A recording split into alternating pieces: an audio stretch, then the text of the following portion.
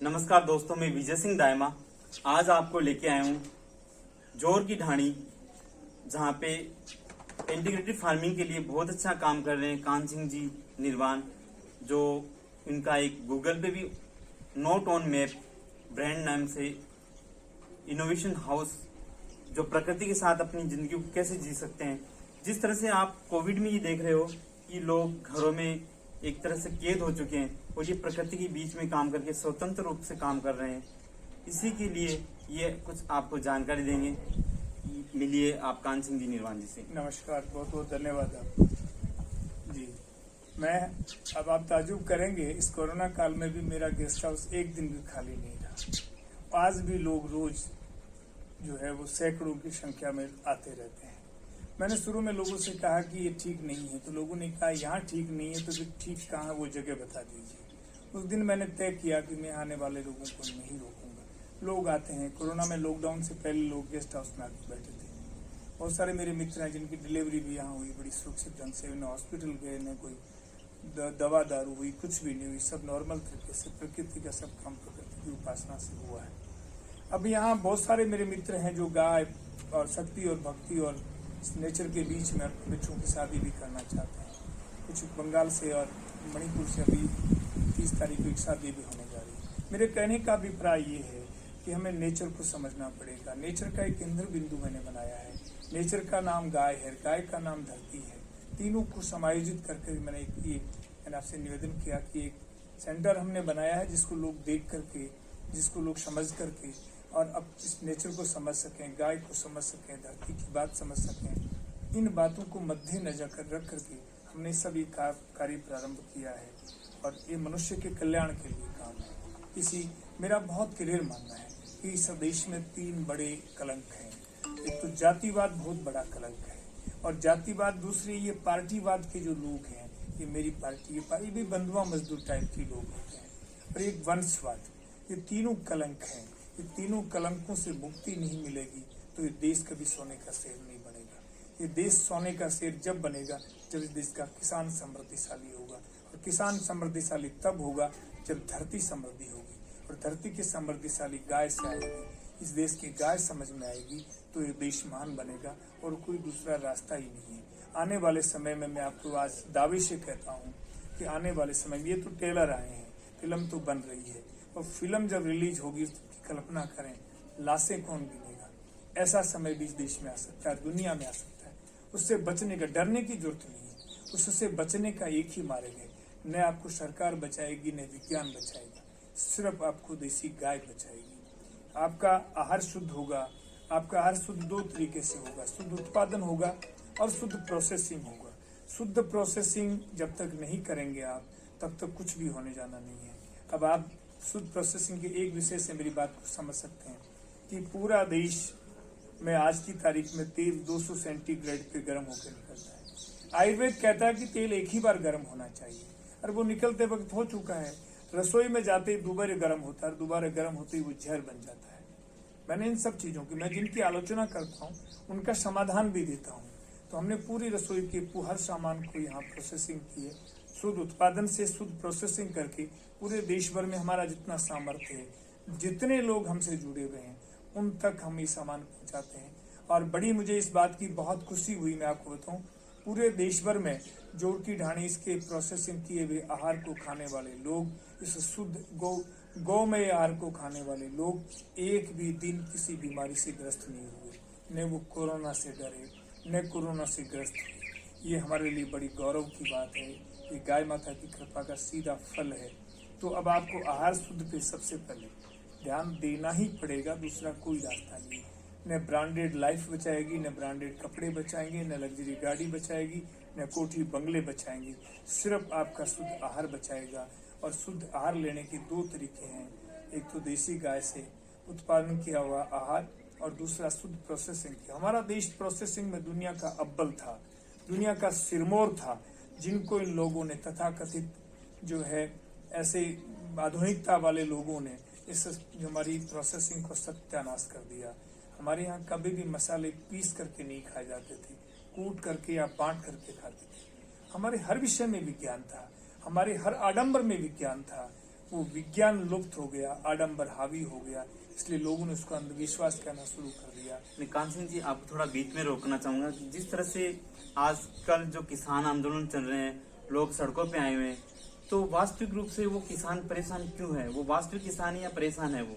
नहीं, मैं दाइमा साहब बहुत क्लियर मानता हूँ। एक मुझे, आप पढ़े लिखे लोग हैं, बता दीजिए कि एक आईपीएस का लड़का बिना एग्जाम दिए हुए आईपीएस हो सकता है? नहीं हो सकता। और एक कलेक्टर का बेटा बिना कोई एग्जाम दिए हुए कलेक्टर हो सकता है? को भी मैंने प्रधानमंत्री का बेटा बिना सांसद बने, बिना कोई योग्यता के प्रधानमंत्री नहीं हो सकता। तो मुझे एक बात बता दी, ये कौन से मंत्र हैं जिससे मेरे दादा किसान थे इसलिए मैं भी किसान हूँ, मेरे पास 100 बीघा जमीन है इसलिए मैं भी किसान हूँ? नहीं, वो लोग वो सरकार से सब्सिडी की मांग कर रहे हैं। सब झूठे लोग किसान हैं। एक्ट है, एक उसका भी विरोध करिए। किसान एक रियल में उनके खिलाफ है या उनके फेवर में? एक भी उनमें किसान नहीं है, वो दलाल है, टुकड़खोर लोग हैं। मैं बहुत कड़े शब्दों में कहता हूँ, उन दलालों के टुकड़े खा करके कुछ लोग भोले भाले जो हैं, जो खेती तो करते होंगे, कभी कभार खेत में जाते होंगे, वो उनके टुकड़ों के लिए वहां पड़े हैं। कान सिंह जी, मेरा अगला सवाल ये है कि जिस तरह से वो 3-3, 4-4, 5-5, 6-6 महीने से धरने पे बैठे हुए हैं, क्या लगता है एक किसान 5 महीने सड़क पे बैठा रहेगा? एक उसका घर दिन चलेगा? नहीं, एक दिन नहीं जा सकता। अभी आपके सामने गया, फोन पे फोन आ गया, भाग के आया। उससे पहले 2 गायों की भरोटी करके गया था। क्या डालूं शाम को? तो आप उन लोगों को क्या संदेश देना चाहोगे जो लोगों देश को- के अंदर नकली किसान बने हुए हैं और लोगों को गुमराह कर रहे हैं?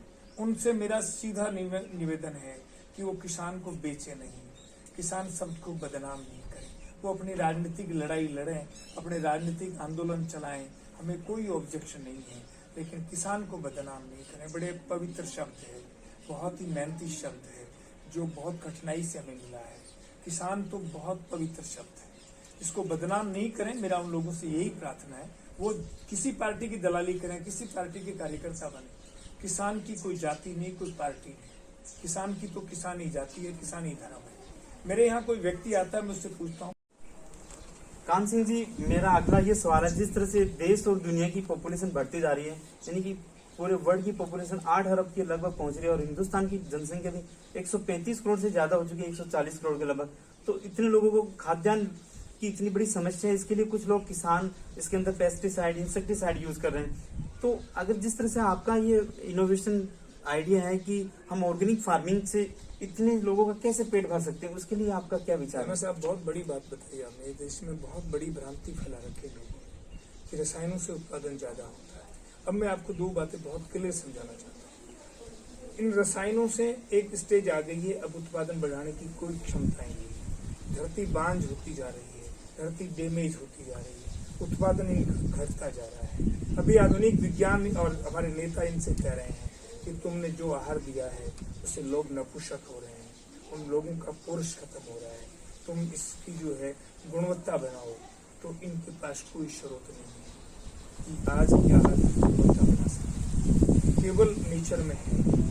नेचुरल तरीके से ही जब आहार करेंगे तो उसकी गुणवत्ता बढ़ेगी। ये जो अन्न खा रहे हैं इसमें बीमारियां आ रही हैं, मानसिक विकृतियां आ रही हैं। और दूसरी बात, मेरे इस आधुनिक विज्ञान को चैलेंज है आपके माध्यम से, दुनिया के जितने भी रसायन वैज्ञानिक हैं, 1 एकड़ जमीन में जो जितने रसायनों का प्रयोग जानते हैं कर लें और मेरे से ज्यादा उत्पादन लेके दिखा दें, मैं जिंदगी भर बूट पालिश करूंगा।